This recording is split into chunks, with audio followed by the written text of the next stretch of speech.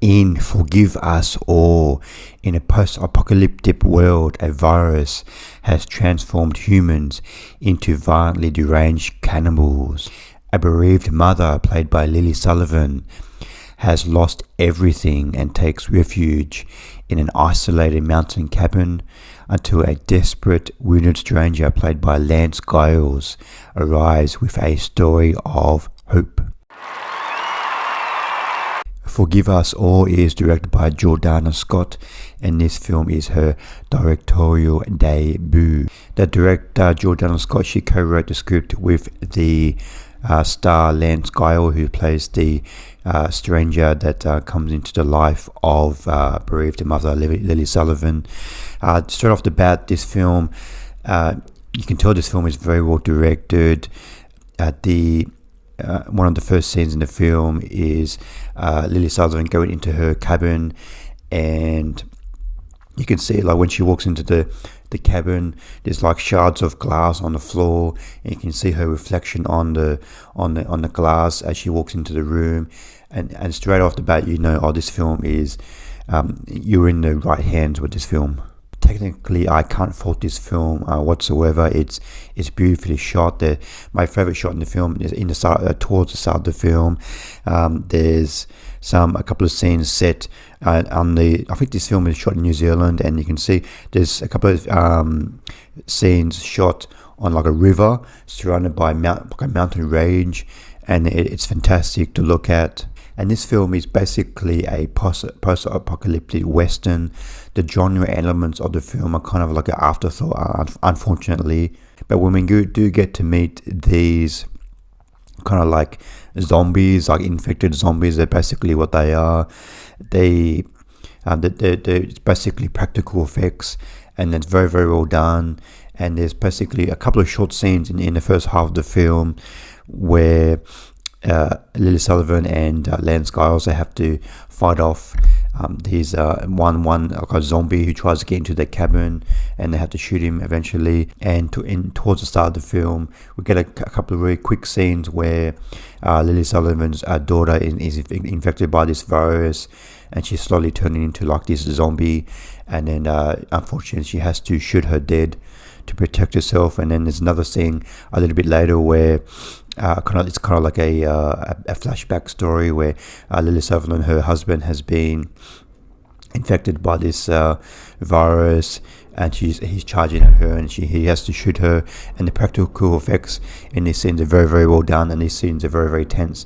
I just wish we kind of had more of that in the film and less of this western story. And then towards the end of the film, Lily Sullivan, she because Lance Giles has a son, and he's been infected by this virus, but he has an antidote to this. He has some medicine that can cure his son, so he's trying to deliver this antidote to his son, and Lily Sullivan helps him do that.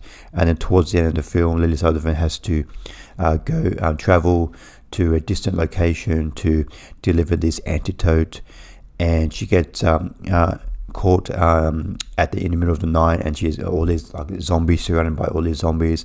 So these scenes are quite tense and well done. I just wish there was more of them in the film. But as I said earlier, this is basically just a post-apocalyptic western.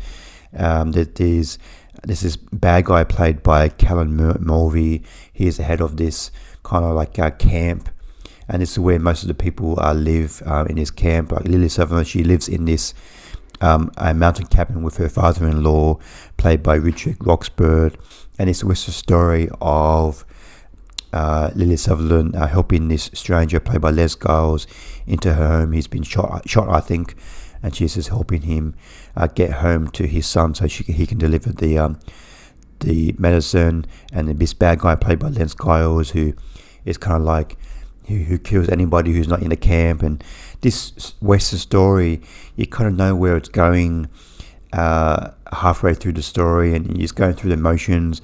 And at that point, the western story, kind of like you can hear these like zombies screaming in the background, and you kind of just wish, these zombies would just appear and start killing people, because this western story just is very predictable, and you know where it's going. But again, on a technical level, there's quite a lot of gun shootouts between Callum Murray and Rich Roxburgh, and they're very well done, very well shot. So the action and suspense in this film is quite well done. I just wish the script was up to par with the technical aspects of the film. I give Forgive Us All 2.5 stars out of 5.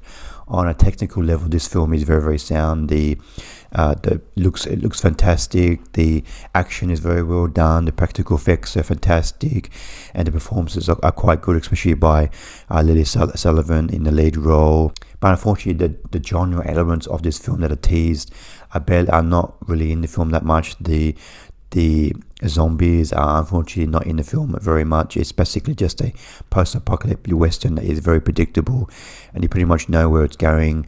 And the characters, the actors do the best what they can, but the characters are quite undeveloped, and it kind of makes it hard to invest in the story, even though it's quite predictable and easy to know where it's going. But I'm excited to see where director Jordana Stott she goes next, because she's definitely capable of directing a very well made and good looking film. It's just the script is not up to par with the rest of the film, so it's a little bit of a mixed bag for me. So what did you think of Forgive Us All? Please comment below what you thought of the film.